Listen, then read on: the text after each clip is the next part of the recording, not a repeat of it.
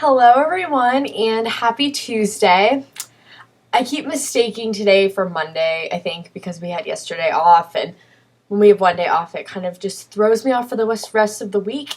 But it is Tuesday and we are here again. So I've gotten lots of requests for videos lately, mostly just generally making more videos, but also people have wanted to know about my study habits, and so that's what I'm going to be talking about today. Now, when people left me requests for study video, I'm taking that they mean either studying for tests or homework. Both are really important to your grades, clearly. So I think I'm going to talk about homework first. The first thing with homework is you have to make it a priority. And school comes first for me. And it's fine if school doesn't come first for you, but the more time you put in, the better grades you're going to get out of it. So the way I do my homework is no phone. That's it. We live in a world where we're always connected to people through texting, like on the phone, calling. I have Tumblr up right now. Like, it's just all around. And you kind of have to disconnect yourself from all distractions to really get your homework done in under 4 hours, which sometimes isn't even possible for me without my phone. So that's a really important thing. So put the phone away. Don't look at it.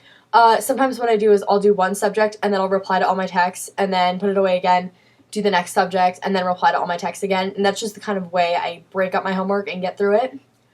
And another good thing I find when I'm doing my homework is if something is really hard for me, like math, this probably isn't the best thing, or it probably isn't what a lot of people do, but I actually get all my easy stuff done first so that I know I can spend a lot of time on my harder subjects, like math, afterwards, and I can put more time into them because I know I'll need that for the test. When it comes to studying for tests, I have a few different methods I use, and everyone studies differently because everyone has different learning styles. Now, there are 3 main types of learning styles. We have visual, which is like you learn from pictures and diagrams and sometimes seeing words. And most people actually are visual learners. And then you have auditory learners, which are people that can hear the information and that helps them remember things better. And you also have kinetic learners, where you are like the more active things you do, the better you remember things. So most people are actually visual learners, even though like our education system is based around auditory learners. I'm an auditory learner. So I'm going to go over 3 really quick study things that will utilize both 2 or 3 out of the 3 different learning styles. So, alright, so what I do is I make flashcards, like for vocab words, math formulas, just things like that, the quick memorization. So that's visual. And also, if you read them out loud to yourself, that is auditory, so that's always good. And also, sometimes I walk around while I do the flashcards, so that way you get all 3 learning styles in one. And other things I do are also, I will, especially for vocab words in Spanish, foreign languages, if you read your sentences out loud, like if you're writing sentences to answer questions, if you read that out loud to yourself, that always helps me. And so those are just some things that I do. I know some of my friends will a lot of times go over vocabulary words over and over. Like they'll be like a dog, and then they'll read the definition to dog, and then they'll read dog and the definition, the entire thing, over and over and over, and that helps them. And also for studying over a long period of time really, really helps.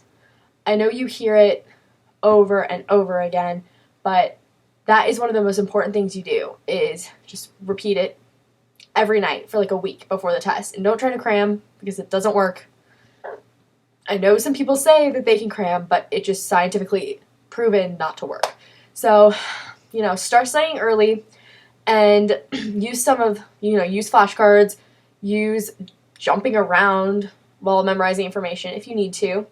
And just find what works for you. The last thing I'm going to say about school and tests, well, it's just school in general, is that there are 2 things that are really important to doing well in school and getting good grades that most people don't mention. And the first one is sleep.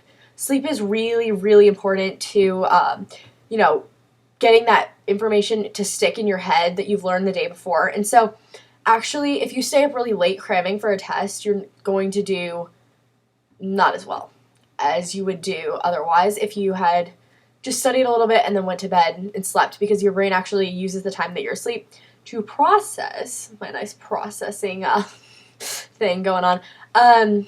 Your brain uses that time to process what you've learned the day before and kind of sift through it and make sense of it all. So you need the time that you sleep to make neuron connections to hold the information together and make it stick in your brain. So sleep is really important. And also eating before a test, like not eating a lot, just eating like something high in protein like peanut butter or nuts or a piece of fruit, even though it's not high protein, it has good sugar in it. Eating those things and drinking water kind of like half an hour before a test gets your brain going and kind of can help those, once again, those nice little neuron connections find each other, and it'll help you actually remember things better. So I hope these tips kind of helped you today. I'm sorry it was kind of like a lot longer video than I usually make, but thanks for sticking around and watching, and I hope that these help you. I'll see you later.